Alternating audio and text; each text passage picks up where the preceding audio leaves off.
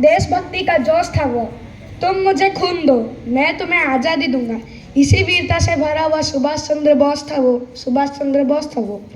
सुप्रभात मेरे आदरणीय प्राचार्य महोदय, मेरे सारे शिक्षकगण और मेरे प्रिय सहपाठी और मेरे आदरणीय भाई बहन। मैं ऋषभ राज पाड़ी, कक्षा 7वीं का छात्र, आज आपके सामने इसी महान मनुष्य नेताजी सुभाष चंद्र बोस के ऊपर कुछ शब्द बोलना चाहता हूँ। सबसे पहले भारत, हम सब इसी देश से हैं। भारत विभिन्नताओं में एकता के लिए जाना जाता है। अब विभिन्नताओं में एकता मतलब तो इसमें बहुत धन है, तो कोई ना कोई तो इसको आके चुराने के लिए मजबूर होगा ही। ऐसे ही थे ब्रिटिशर्स।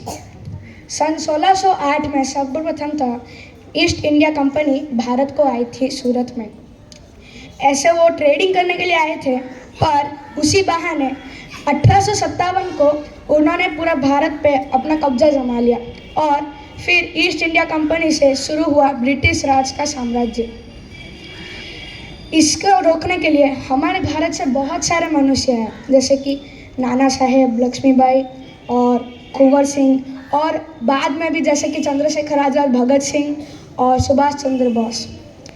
सभी को हम लोग जानते हैं, पर सुभाष चंद्र बोस इन सबसे हटके थे। 23 जनवरी 1897 को सुभाष चंद्र बोस ने जन्म लिया था कटक, उड़ीसा में। उनके पापा का नाम था जानकीनाथ बोस और उनकी माँ का नाम था प्रभावती बोस।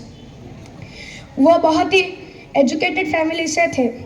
उनके पापा जो थे वो एक वकील थे, तो वो भी सिविल सर्विसेज में एग्ज़ाम दिए और वो आईपीएस में सिलेक्टेड हुए।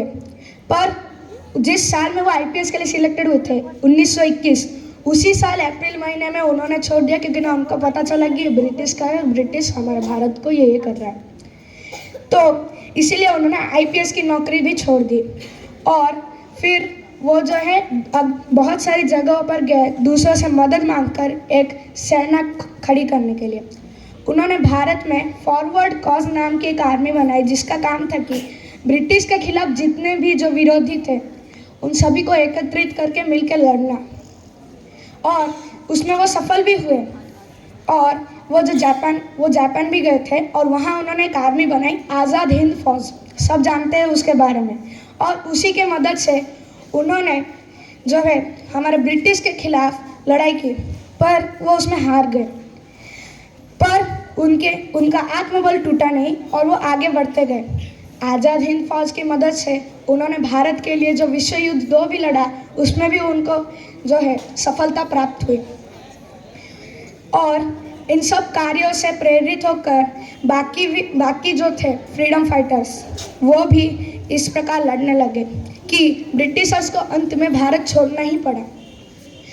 1947 में मैं आपको एक घटना बताता हूँ, जो कि सुनकर आप तालियां मारने के लिए मजबूर हो जाएंगे। 1947 में जो ब्रिटेन के जो हमारे प्राइम मिनिस्टर थे एटली, वो एक बार 1956 में भारत की यात्रा पर आए थे बंगाल में। बंगाल के तत्काल गवर्नर ने उनका स्वागत किया।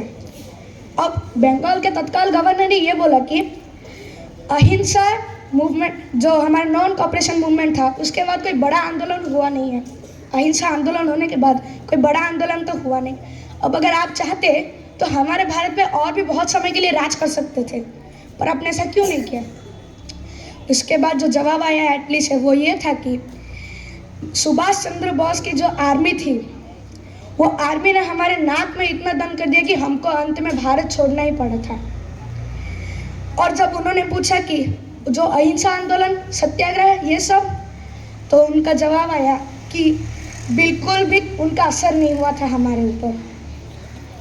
ये वही इंसान है जिनके दस्तखत के कारण ही भारत स्वाधीनता पाया था, और वही बोल रहे हैं कि सुभाष चंद्र बोस की सेना के कारण हमें भारत को छोड़ना पड़ा था।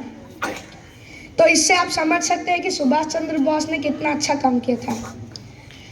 अंत में तो उनकी मृत्यु का कारण क्या है ये तो पता नहीं है, वो आज भी लापता है कि वो मृत्यु कैसे हुए। पर एक कारण बोल सकते हैं कि उनका बोला जाता है वो प्लेन क्रैश में उनकी मृत्यु हो गई थी, जिसमें कि वो तेल से पूरा ढक चुके थे और उनको आग लगी और उनकी मृत्यु हो गई। पर वो एग्जैक्टली क्या हुआ है वो हमें आज तक पता नहीं है। इसी महान मनुष्य ने, जिसने कि हमें ये नारा दिया था, तुम मुझे खून दो मैं तुम्हें आज़ादी दूंगा, यही हमारे अंदर आज भी देशभक्ति का जोश बना रहा है, बना रहेगा। तो इतिहास में क्यों ना हम अकबर और औरंगजेब को छोड़कर इनके नाम पे सुनहरे अक्षरों से लिखें। धन्यवाद।